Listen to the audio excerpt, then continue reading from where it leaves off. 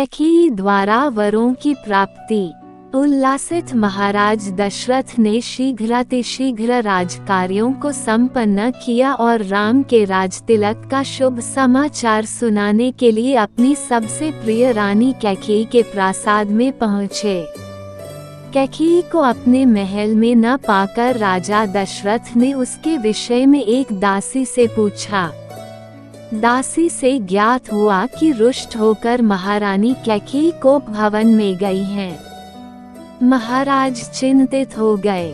उन्होंने कोप भवन में जाकर देखा कि उनकी प्राणप्रिया मलिन वस्त्र धारण किए, केश बिखराए, भूमि पर अस्त व्यस्त पड़ी है।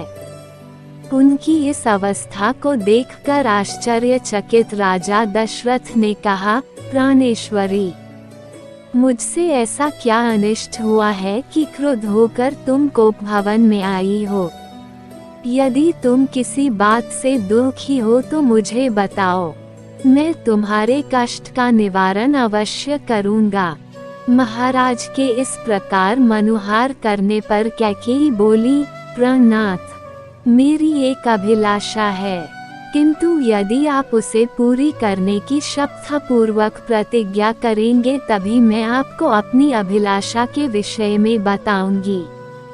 महाराज दशरथ ने मुस्कुराते हुए कहा, केवल इतनी सी बात के लिए तुम कोप भवन में चली आई हो?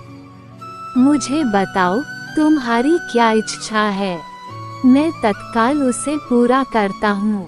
इस पर कैकेयी बोली, महाराज, पहले आप सौगंध लीजिए कि आप मेरी अभिलाषा अवश्य पूरी करेंगे। इस पर महाराजा दशरथ ने कहा, हे प्राण प्रिय, इस संसार में मुझे राम से अधिक प्रिय और कोई नहीं है। मैं राम की ही सौगंध लेकर वचन देता हूँ कि तुम्हारी जो भी मनोकामना होगी उसे मैं तत्काल पूरी करूँगा। महाराज सौगंध लेने से आश्वस्त हो जाने पर कैकेयी बोली, आपको स्मरण होगा कि देवासुर संग्राम के समय आपके मूर्छित हो जाने पर मैंने आपकी रक्षा की थी और प्रसन्न होकर आपने मुझे 2 वर देने की प्रतिज्ञा की थी। उन दोनों वरों को मैं आज मांगना चाहती हूँ। पहला वर तो मुझे ये दे कि आप राम के स्थान पर मेरे पुत्र भरत का राजतिलक करें, और दूसरा वर मैं यह मांगती हूँ कि राम को 14 वर्ष के लिए वन जाने की आज्ञा दें। मेरी इच्छा है कि आज ही राम वल्कल पहनकर वनवासियों की भांति वन के लिए प्रस्थान करें। अब आप अपनी प्रतिज्ञा पूरी करें, क्योंकि आप सूर्यवंशी हैं और सूर्यवंश में अपनी प्रतिज्ञा का पालन प्राणों की बलि देकर भी किया जाता है। कैकेयी के इन वचनों को सुनकर राजा दशरथ का हृदय चूर चूर हो गया। उन्हें असह्य पीड़ा हुई और वे मूर्छित होकर गिर पड़े। कुछ काल बाद जब उनकी मूर्छा भंग हुई तो वे क्रोध और वेदना से कांपते हुए बोले, रे कुलघातिनी, न जाने मुझसे ऐसा कौन सा अपराध हुआ है जिसका तूने इतना भयंकर प्रतिशोध लिया है। पतिते, नीच, राम तो तुझ पर कौशल्या से भी अधिक श्रद्धा रखता है, फिर भी तू उसका जीवन नष्ट करने के लिए कटिबद्ध हो गई है। प्रजा को अत्यंत प्रिय राम को बिना किसी अपराध के मैं भला कैसे निर्वासित कर सकता हूँ? तू अच्छी तरह से जानती है कि मैं अपने प्राण त्याग सकता हूँ, किंतु राम का वियोग नहीं सह सकता। मैं तुझसे विनती करता हूँ कि राम के वनवास की बात के बदले तू कुछ और मांग ले।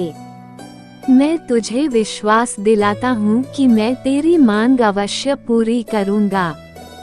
महाराज दशरथ के इन दीन वचनों को सुनकर कैकेयी तनिक भी द्रवित नहीं हुई। वह बोली, राजन, ऐसा कहकर आप अपने वचन से हट रहे हैं, यह आपको शोभा नहीं देता। आप सूर्यवंशी हैं, अपनी प्रतिज्ञा पूरी कीजिए। प्रतिज्ञा से हटकर स्वयं को और सूर्यवंश को कलंकित मत कीजिए। आपके द्वारा अपना वचन नहीं निभाए जाने पर मैं तत्काल आपके सम्मुख ही विष पीकर अपने प्राण त्याग दूंगी। यदि ऐसा हुआ तो आप प्रतिज्ञा भंग करने के साथ ही साथ स्त्री हत्या के भी दोषी हो जाएंगे। अतः उचित यही है कि आप अपनी प्रतिज्ञा पूरी करें। राजा दशरथ बारंबार मूर्छित होते रहे और मूर्छा समाप्त होने पर कातर भाव से कैकेयी को मनाने का प्रयत्न करते रहे। इस प्रकार पूरी रात बीत गई। अंबर में उषा की लालिमा फैलने लगी, जिसे देखकर कैकेयी ने उग्र रूप धारण कर लिया और कहा, राजन, आप व्यर्थ ही समय व्यतीत कर रहे हैं। उचित यही है कि आप तत्काल राम को वन जाने की आज्ञा दीजिए और भरत के राजतिलक की घोषणा करवाइए। सूर्योदय हो जाने पर गुरु वशिष्ठ मंत्रियों के साथ राजप्रासाद के द्वार पर पहुँचे और महामंत्री सुमंत को महाराज के पास जाकर अपने आगमन की सूचना देने के लिए कहा। कैकेयी एवं दशरथ के संवाद से अनजान सुमंत ने महाराज के पास जाकर कहा, हे राजाधिराज, रात्रि का समापन हो गया है और गुरु वशिष्ठ का आगमन भी हो चुका है। अतएव आप शय्या त्याग कर गुरु वशिष्ठ के पास चलिए। सुमंत के इन वचनों को सुनकर महाराज दशरथ को पुनः असह्य वेदना का अनुभव हुआ तथा वे फिर से मूर्छित हो गए। उनकी इस प्रकार मूर्छित होने पर कुटिल कैकेयी बोली, हे महामंत्री, अपने प्रिय पुत्र के राज्याभिषेक के उल्लास के कारण महाराज रात भर सो नहीं सके हैं। उन्हें अभी अभी ही निद्रा आई है। महाराज निद्रा से जागते ही राम को कुछ आवश्यक निर्देश देना चाहते हैं। तुम शीघ्र जाकर राम को यहीं बुला लाओ। कैकेयी के आदेशानुसार सुमंत रामचंद्र को उनके महल से बुला लाए।